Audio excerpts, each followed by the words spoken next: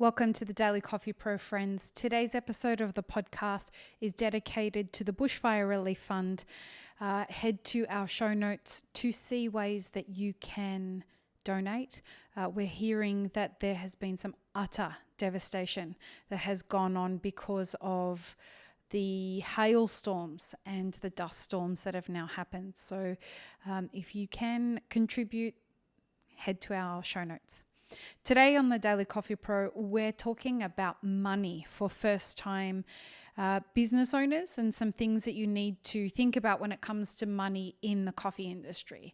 And this is an interesting subject simply because there's so many differing opinions out there about whether you should or you shouldn't have enough money that you need to start with. And I can see both sides of the coin.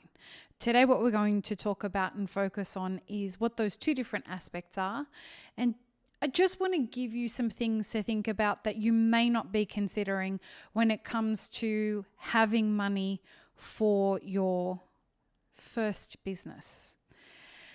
And hopefully this will start some conversation. I know you're are not big engagers when it comes to commenting and things like that, but I do see the stats and I do see how many people watch and listen and click on things and whatnot. So I know that you're there, but I also know that you're not big engagers.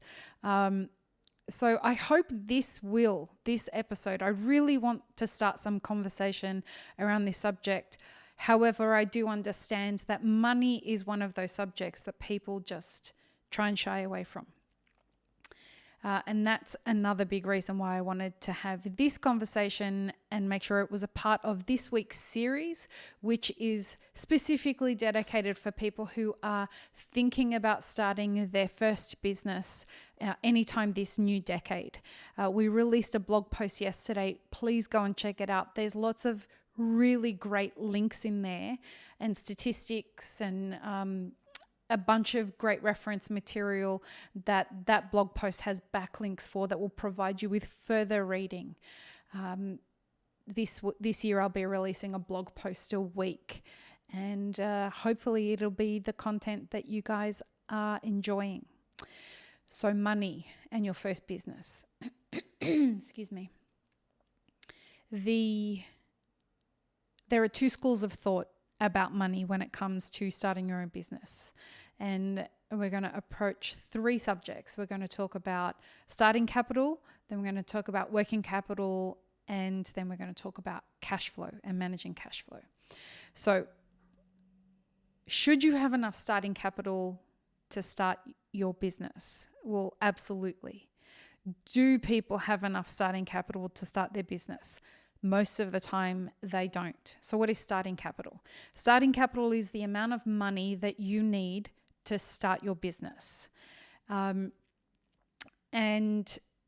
by starting your business, we mean up until the point that you get the doors open. But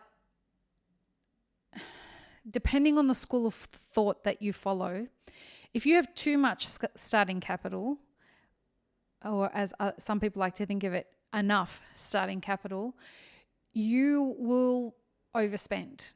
You know, those chairs that you could spend $400 a chair on, you will spend $400 a chair on if you have the money to spend it.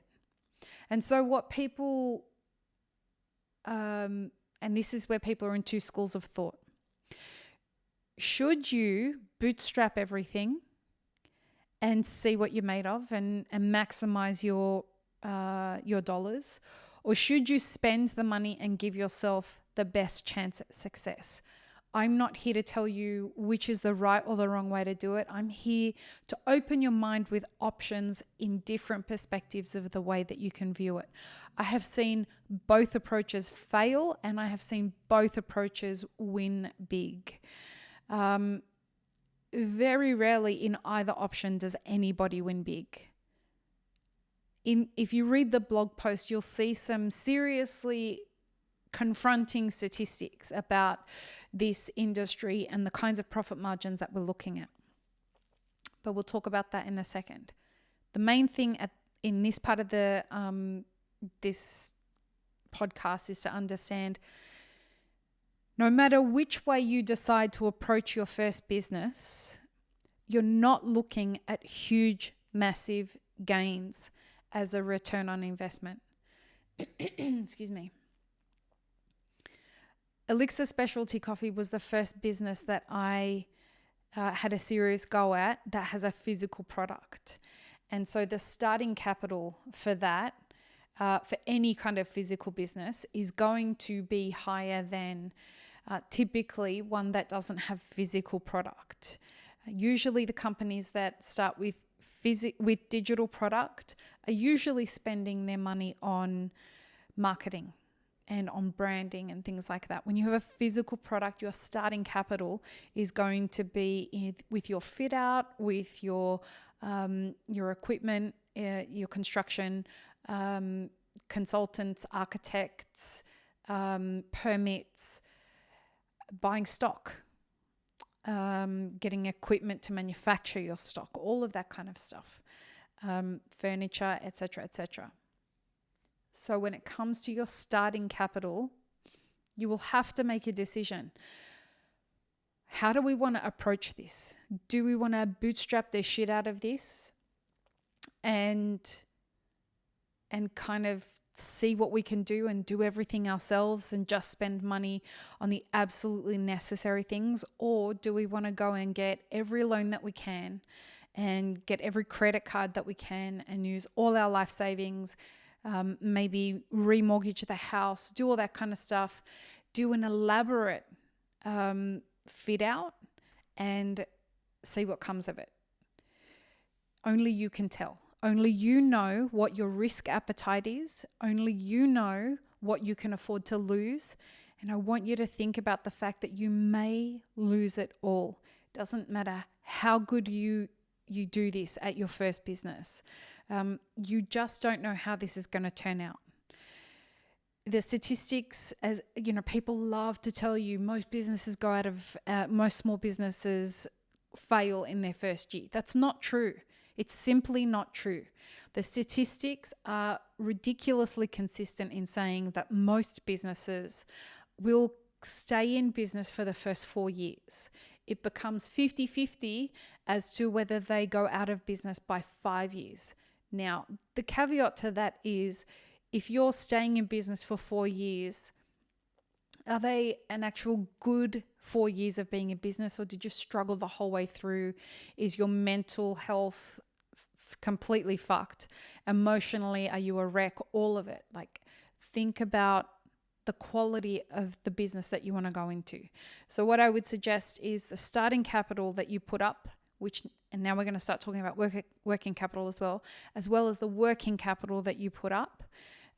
Be prepared that it may all go away. Now, that's never the intention, but this is your first business and you have no idea if you're going to be any good at this. I hope that the content that we're providing through Map It Forward is going to get you better prepared. As I said in the blog, my intention is not to stop people from opening businesses, although it may seem kind of Thanos-ish of me to be like, I want everyone to close their business. I don't want everyone to close their business. I don't want to stop anyone from opening a business. I would like for everybody to be opening a business when they are ready and giving themselves the best chance at having a successful business. The industry does not need more businesses. It needs more successful businesses. And that's what I'm conspiring to here with the content that I'm providing. So once you've figured out what your starting capital is going to be based on the kind of way that you want to approach opening a business, you've got to then consider, what's my working capital going to be? And some of this is a hard and fast thing. You cannot make decisions on, am I going to go this way or am I going to go that way? Your working capital, there are a few things that it must include. And this is, in my opinion, the main reason, that most businesses are failing in coffee. Your working capital that you open the doors with should include 12 months worth of wages for what you anticipate is going to be your workforce for the first 12 months.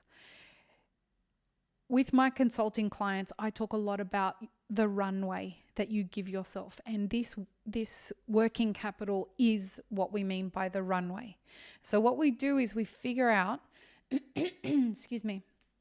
we figure out how much working capital they're going to have, how much they're going to need, and then we estimate what the cost of running the business is going to be, so the fixed costs. And then we look at how do they, at a maximum, if they are operating at the maximum potential, we just did this with a roasting client of mine. If you're operating at the maximum potential, how much coffee are you going to be roasting and selling? And what is going to be your cost of goods for doing that?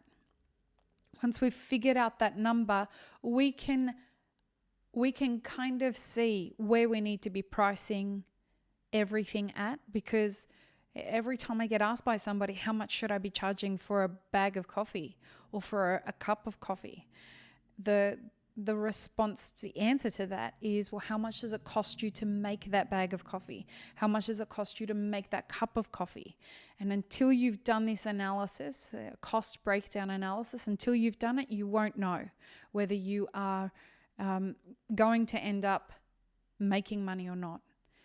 Understanding how to do all of this has changed the confidence levels of every one of my clients, and it's been fantastic. If you are looking to approach me about that, just send me an email. We can have a conversation. That's not going to be a big deal, and it's much more affordable than you might think. Okay, so your working capital has to include 12 months worth of wages. I would say give yourself 6 to 12 months worth of rent if you can. But at an absolute minimum, 3 months. And I would say that even that is living dangerously. If you have a rent-free period in your lease agreement, that will typically be eaten up within your construction phase or your fit out phase. So from the time that you open, you want to schedule or plan to have as much rent-free time as you can, but most people eat through that by the time that they've opened or by the time they've started their wholesale program for their coffee. So have at a basic minimum 3 months, and you're better to have a 12-month to increase the runway that you have before you have to start figuring out whether or not you're going to go out of business. I would love to say that people give themselves an adequate runway before they're profitable, but they don't. Most businesses don't. And the reason they don't is not because they're stupid. It's not because they're incapable. It's not because they're bad business people. It's simply because nobody's told them and they haven't understood the concept. And most people, when they come around to do their second or third business, will say, I learned this the first time I did business and nobody told me about it before. You're now being told and you're being made aware of it. Now, that's not the end of it, because you have to learn how to go and do all this stuff. And as I said, if you need help, I can give you some of my clients that can at least tell you how it benefited them to dig deeper and understand these concepts before they open their doors. The third thing we're going to talk about, and the last thing we're going to talk about, is cash flow. So I'm going to be the first person to put my hand up and say I did not understand the importance of cash flow when I opened Elixir Specialty Coffee. And the reason is because every space that I'd worked in before was digital. And so cash flow, and I didn't really have any employees other than my band.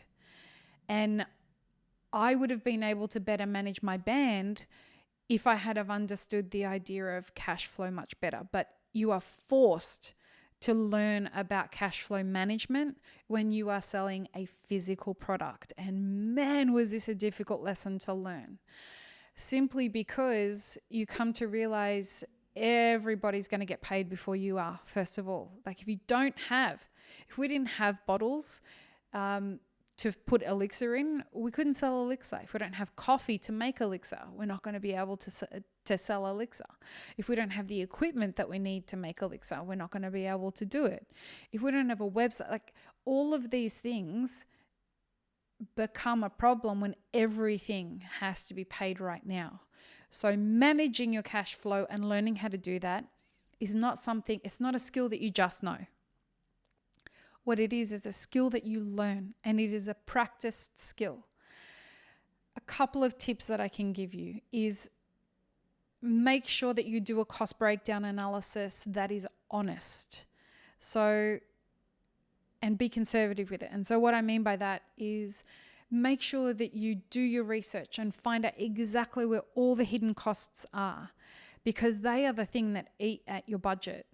They are the things that eat at your cash flow. And so you're thinking, right, I know that I have this due on the 1st and these 3 things due on the 15th and then these other 15 invoices that are due on the 25th. And then it all starts all over again. But in comes business tax. And shit, you didn't remember paying business tax last year. And, sure, it's only X amount of dollars, but that's X amount of dollars that you didn't account for.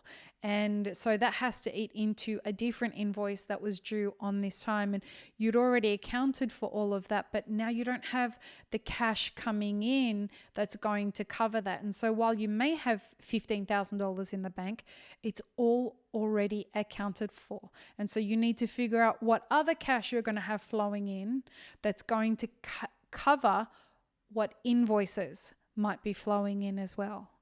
And it all sounds very easy, very, very easy to manage. I can tell you it is an anxiety nightmare for those of us who have to live with anxiety. And I'm somebody who has done a much better job at managing anxiety than when I started Elixir, but I live with anxiety as well.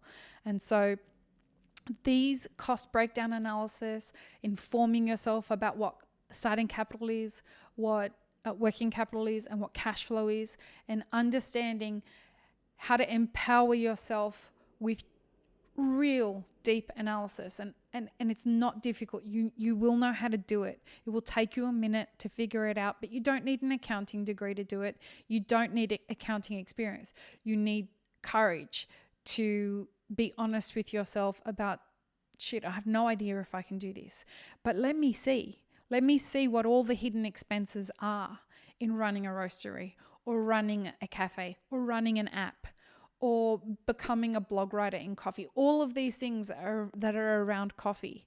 I'm speaking to you if you are thinking about doing this and listening to this. I hope that this has been really helpful in kind of exploring a little bit the idea of some of the things that you will need to understand about money when it comes to starting your first business. There's so much more, so much more about money. This is just like a little insight from somebody who has had 8 businesses. And if you have any questions, please put them in the comment section below, or respond. If you're on our mailing list, go ahead and respond to the email that went out today. If you're not on our mailing list, head to mapperforward.org and jump on the mailing list. I'm starting to get the impression that is the best place to get all the content out. We release a weekly email or newsletter that has a wrap up of all of what we've got going on for the week with regards to content. Peace, love, and peanut butter, friends. Have an amazing rest of your day.